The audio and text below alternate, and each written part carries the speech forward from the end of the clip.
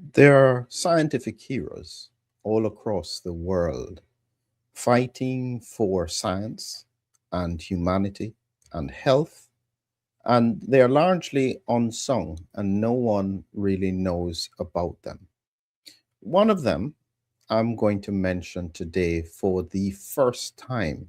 Never really mentioned this, but they did something in the past few weeks that indicates they are ready to step forward and fight for science in the context of the most unusual pattern we'd seen in the pandemic about strange clots. Now, I don't know if you are listening to this for the first time or if you've been following along because I regularly talk about unusual embalmers clots. These had been dismissed since 2021.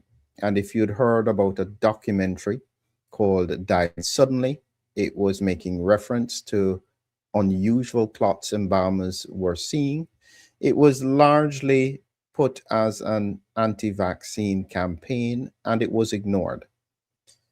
The problem is that the clots didn't disappear and we didn't have a clear explanation for one, was it real? Two, if it was real, was it transient? We are now about 5 years down the line, and the clots, as far as I know, are still happening.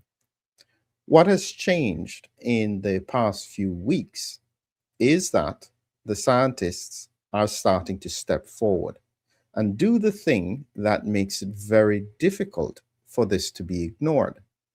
Here we have preprints.org. So this paper has been published in the preprint. It hasn't yet been accepted by the journal. It's not yet peer reviewed, but morphological and histological characterizations of anomalous intravascular casts. This is the description AICs for embalmers clots. Bruce Rafley, Matt Sheldon. This was published on the 26th of January 2026. It's the first time, in a sense, that somebody has taken these clots and put it directly in front of the scientific community. Now, this is going to be challenging for any journal to publish because it looks like some kind of conspiracy theory. Okay? But the link is in the description for the paper.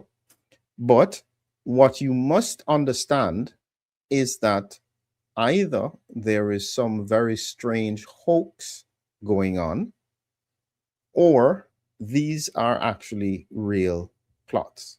Now, in the paper, they've taken the time to put in some images, and this is what they look like.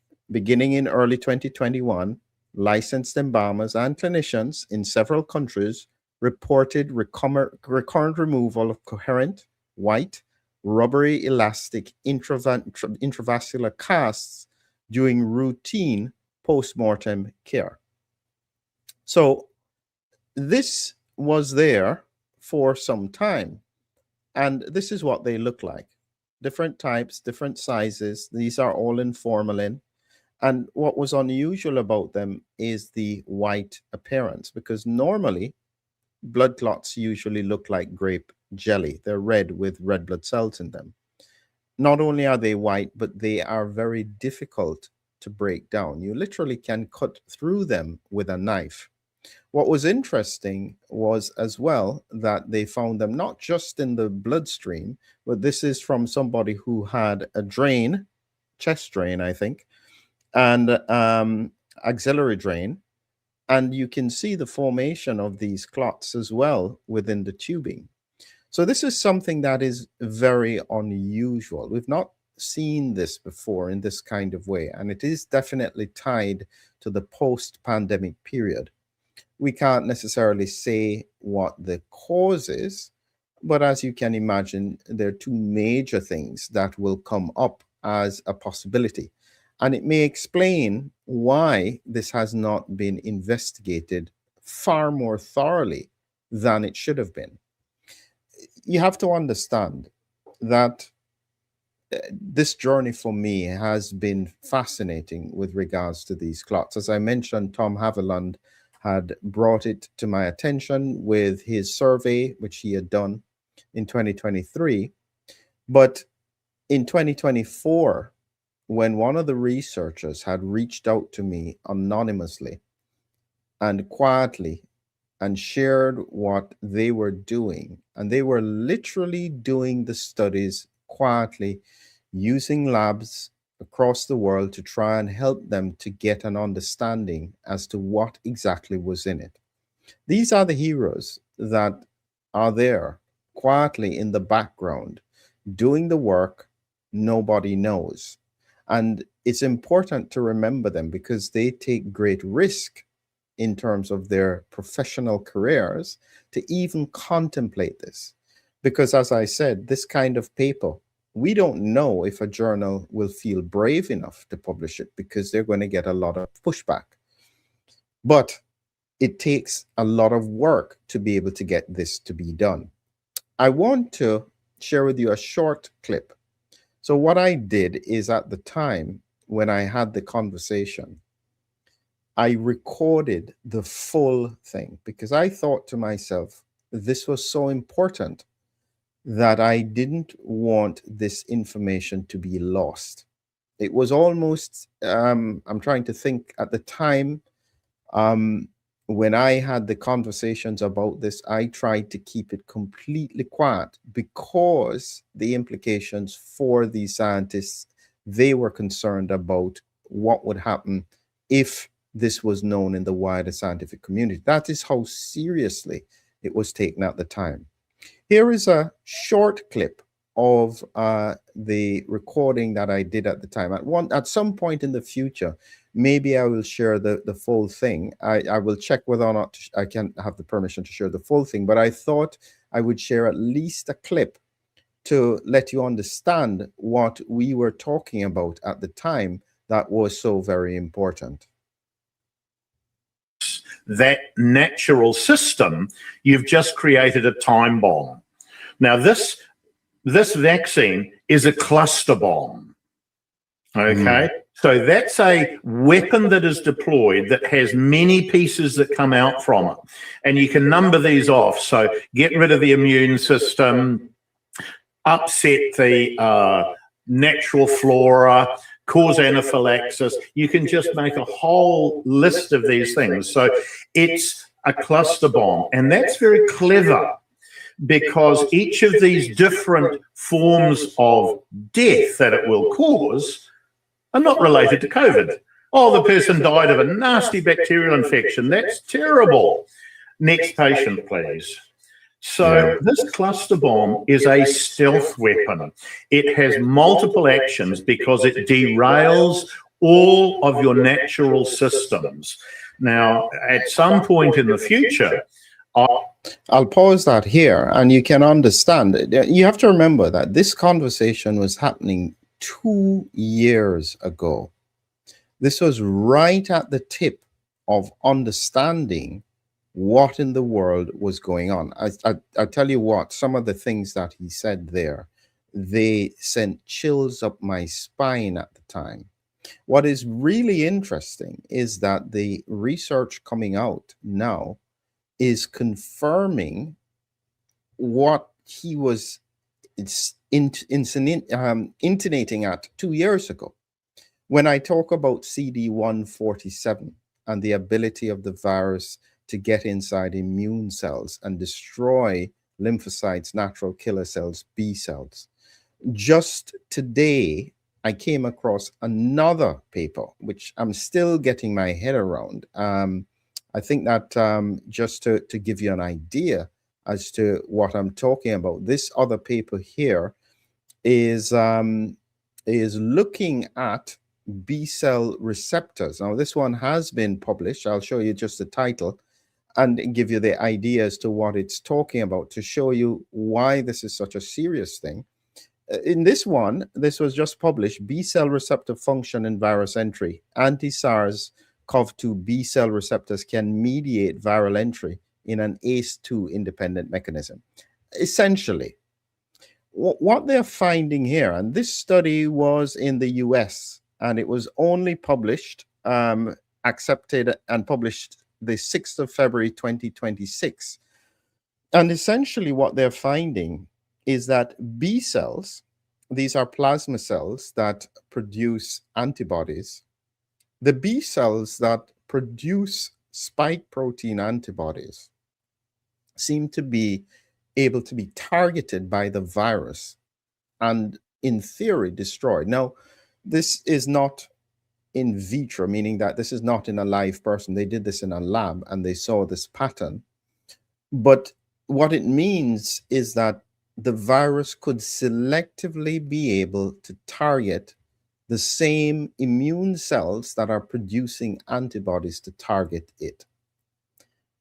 This is at a level that I don't think we have ever seen. You have to remember, it's not one capability. We're talking about capability after capability. It's like a nuclear bomb that has an atomic thing and a laser guided.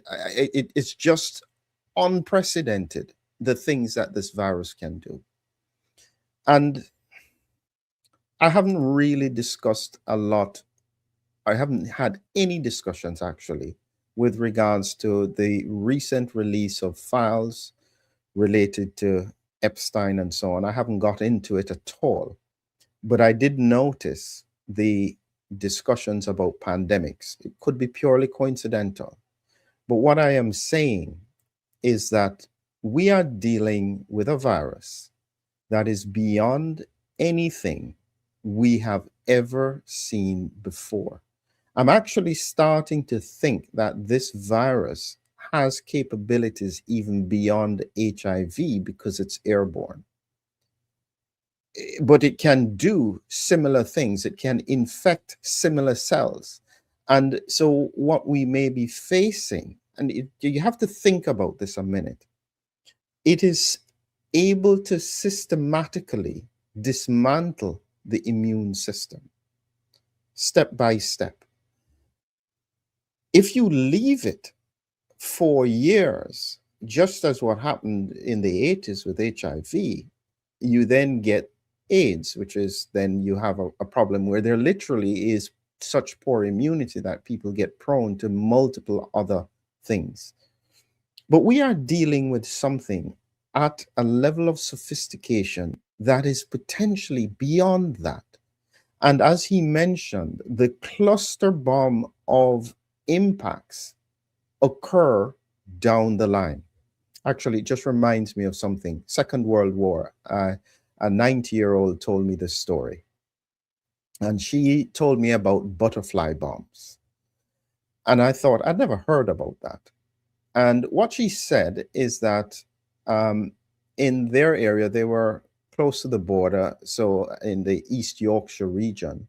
And she said that what the Germans had done at the time is that they dropped butterfly bombs. So they were bombs that looked like butterflies, and children would pick them up and play with them.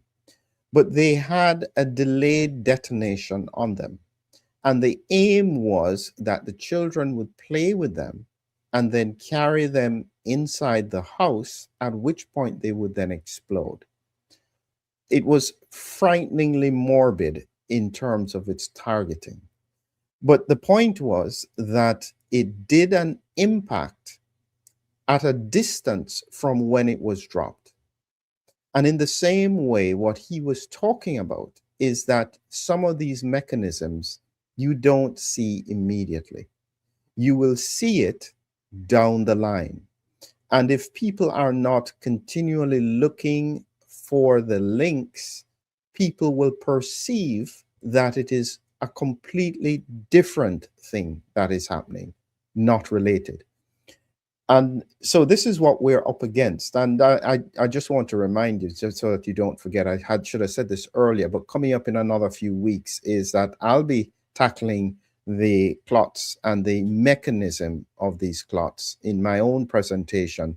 And the link is in the description. And the reason was because whilst I was doing some research in the past few weeks, I came across a mechanism that explains some very critical pieces of the puzzle with regards to why these clots didn't have red blood cells in them, why they were white, why they had so much hemoglobin, where they're located. So I'll be giving my own thoughts on that in that presentation. If you want to join me, I'll be able to be far more direct in terms of some of the points.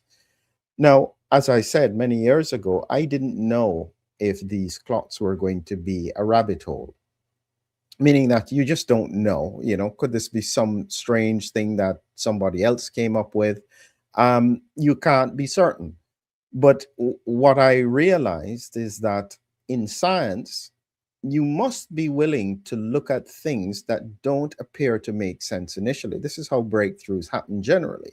You look at observations, you look at patterns, and you try to make sense of them. Not all of them will make sense. Here are some of the pictures here. This is an example of the pale yellow current jelly normal kind of clots that you would get.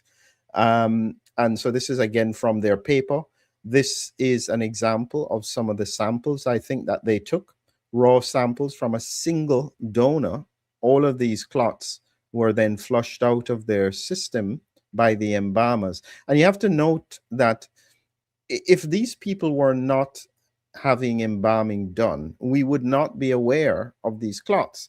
It's only because in terms of embalming, you have to literally flush out all of the blood and replace it with embalming fluid. And in the process of doing that, this is where they came across these unusual clots. As I said, history is going to come back to this and say, how did the scientific community not investigate this? I mean, there is just no logical reason, no matter what your thought is. It doesn't matter if you disagree. If you're seeing patterns that really don't make sense, you have got to look at it, at least study it, see what they're made of, come up with an idea as to the mechanism as to why they are formed, connect it to whatever else. But they ignored this. And I think they thought it would go away. I think that they thought, come on, this can't last for too long. Whatever the cost is, it's not going to go on forever. Based on the mechanisms I'm going to be talking about soon, this is not going to go away because immune response. And this is why we end up with strange things like this. This is another sample that they received, 10% buffered formalin. And you can see what it looks like here. The reason this is so important, it's the first time that it has been put in a very clear scientific approach that you can put in front of a scientist and say, listen, it hasn't yet been peer reviewed, but this is what they're seeing. Explain why this should not be investigated. This step is huge in terms of what they have done. And I really appreciate them for doing that. There are other people who are working in the background. I hope to talk to them in due course. But the truth be told, as time goes on, the answers will be found. May take a while, but they will come. And the worry is, when they do come, will there be anything we can do to mitigate the impact? Thank you for watching. And remember, look out for this presentation coming up in another few weeks. I'll try and explain as much of the science based from my research as I can. And hopefully, let's see if we can get some answers.